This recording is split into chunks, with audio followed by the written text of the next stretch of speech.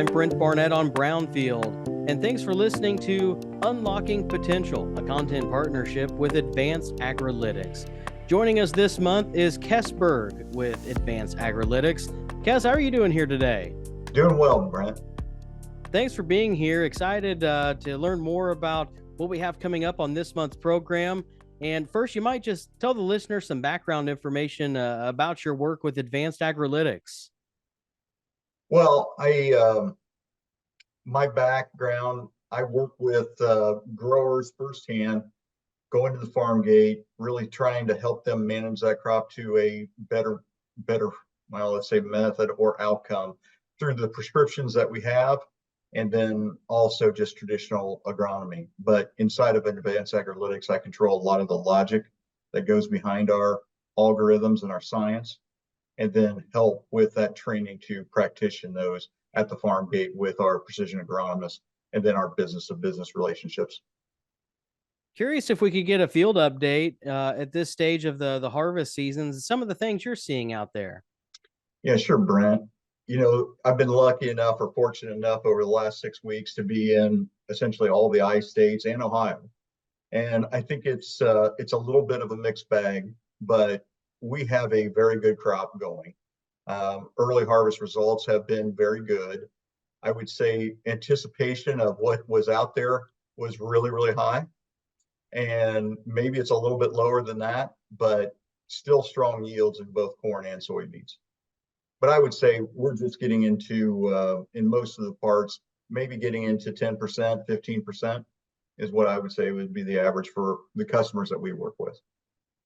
On this month's program, we want to discuss some of the basic principles of the Advanced Agrilytics methodology by talking about some of the terms that you use in describing it. So, Kess, when we talk about the unique methodology, environment of the sub-acre, can you explain what environment means in Advanced Agrilytics terms? Yeah, I think this is unique. And really, we talk about Advanced Agrilytics is an environmental company. It's just about the subfield environment. And I turn towards environment being described as the hospitality of that acre or sub-acre for growth and development of plants, and then obviously that outcome of yield. I could build a little bit more complexity into that. And when you think about that hospitality, the benefits and risks of any acre, and specifically, let's talk about organic matter. You know, we get organic matter off of many soil tests that we have, but how do we use it? We know it's important, but how do we use it essentially spatially? You know, water holding capacity, nutrient, obviously there's mineralization from that organic matter in terms of nitrogen availability. But again, understanding those and then what that risks. And to put it a little bit more specifically, think about a 3% organic matter with a CEC of 20 that sits at the bottom of that. Well, let's say it has catchment. There's lots of opportunity there if we can get water away. But if we can't get water away, what are the risks? And even in the early season, the risks are different than the late season. Early season, let's just think about root diseases, soil-borne. That can have some impact. We need to think about that when we have that increased moisture. Later on in the season, if we get a 4-inch rain overnight, then we have denitrification. Understanding the environment allows us to be more proactive in a management plan and also in how we approach that crop and acre throughout the growing season. What would you say are some of the key benefits that a farmer gets from working with Advanced Agrilytics and using that unique methodology? I know you've touched on some here, but I would love to hear some more benefits. Yeah, I'll say a little bit more. Let's take the reverse. You know, higher elevation, lower organic matter. It's probably that acre that we're always frustrated with. It's lower producing, and then we think to ourselves, well, maybe we need to give up on that acre. While there may be those acres out there, I haven't found that we haven't been able to find benefit on those. But when is the benefit? Early season. We have to get growth off of that acre specifically in the first 30 to 45 days. So front loading nitrogen with in corn, making sure that we can get the canopy. As soon as you can get to canopy, the rainfall that lands on that acre gets passed through the plant through evapotranspiration. If not, if we don't have that canopy closed, then we may lose that moisture to the environment just through evaporation. And I think those are key differences in terms of how we approach that water conservation on that acre, and then allowing us to build towards yield later on in the growing season. But each acre is a little bit unique. It takes a different equation. It takes a different management for you to get the most out of that acre. And understanding those particular differences and risks allows you to approach it in a more consistent manner year after year, instead of just being dependent on the weather. Another term that you use when describing your methodology is mechanisms in the soil and how they affect nutrient efficiency. Kess, what are these soil mechanisms and how do they impact nutrient efficiency? Yeah, I think mechanism in general, I'll give an analogy.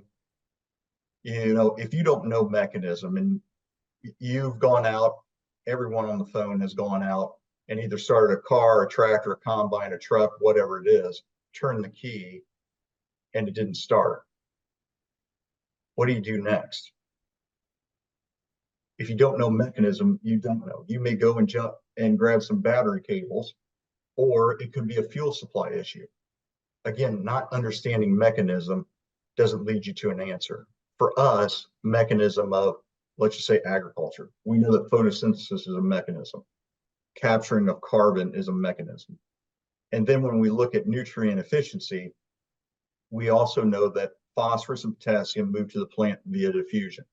So in the soil profile, you must have water. If you have water limitations, diffusion is slowed. And so uptake and availability is also slowed. So as you think about as simple as a phosphorus or potassium rec that many of us practice out across the countryside, none of those today take into account that moisture content of the soil throughout the growing season. That's where we're our approach. We try to impact that mechanism and create specific layers to describe mechanism geospatially.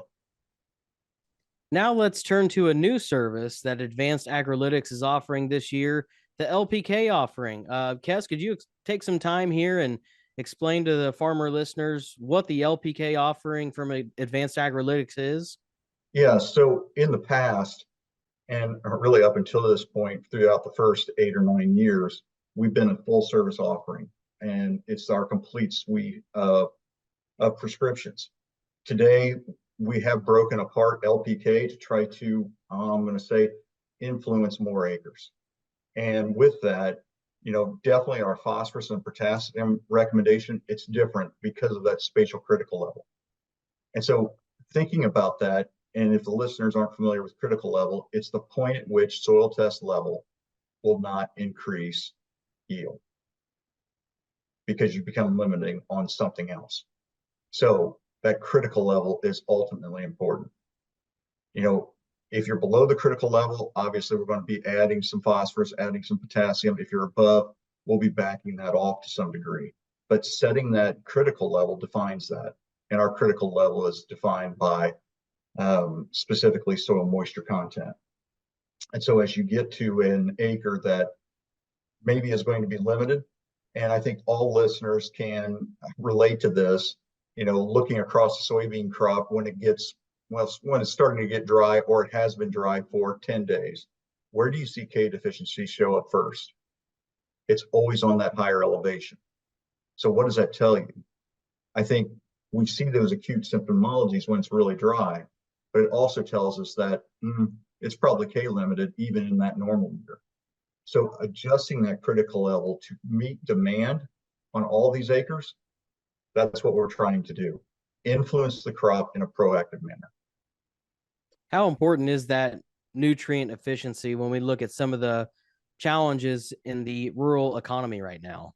Oh, sure. When you're talking about, and I didn't look today, but somewhere in that 380 corn, maybe it's $4 December. It makes it really tough.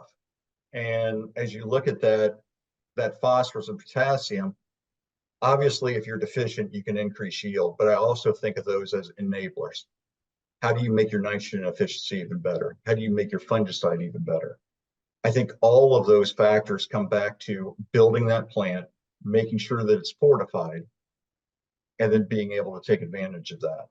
And so inside of our offering, just to be able to offer that to growers that may not have the capabilities to variable rate nitrogen, they may not have the capabilities to variable rate seed, but in many cases, they have the ability or at least the avenue to variable rate phosphorus and potassium through maybe a partner. So with that being said, making sure that you are getting that right amount of nutrient, that you're meeting that critical level, and then it makes everything else more efficient. You know, as a company, our NUE over the acres, which are 600, 700,000 acres of corn, we've still got an NUE of 0.78, 0.8, somewhere around in there. And a lot of that's corn after corn because of our Illinois and Iowa acres. So with that, it's about setting a foundation and then building on top of that with some other recommendations. Kess, we have a few minutes left on the program here this month. Part of your methodology is to use various data sets to create what you call spatial critical levels of nutrients. I know we've maybe touched on some of that here in the discussion, but when we look at this, what are some of the benefits of nutrient recommendations based on spatial critical levels versus traditional? Well, I think it is getting to that amount or that degree of availability, and again, not to, put the university recommendations on the spot. They've done a wonderful job over the time. Now, with the data that we have today and the granularity that we can get to, we need to make that more specific.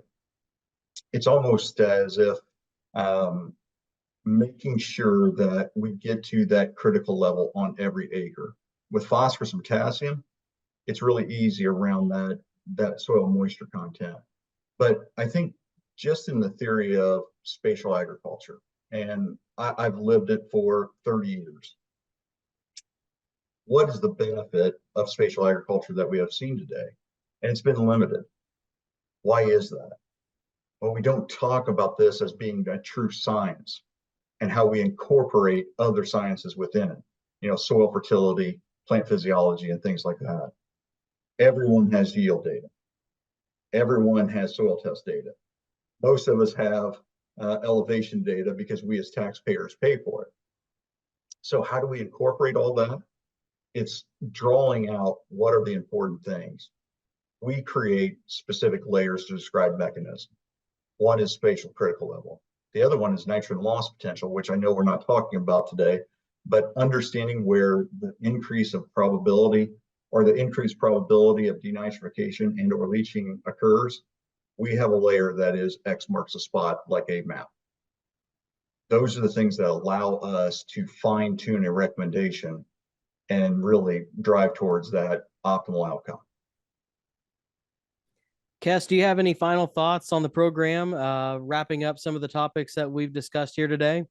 Yeah, I think as you approach, it's critical to get phosphorus and potassium absolutely dialed in and get the efficiency that we need. Finding those acres.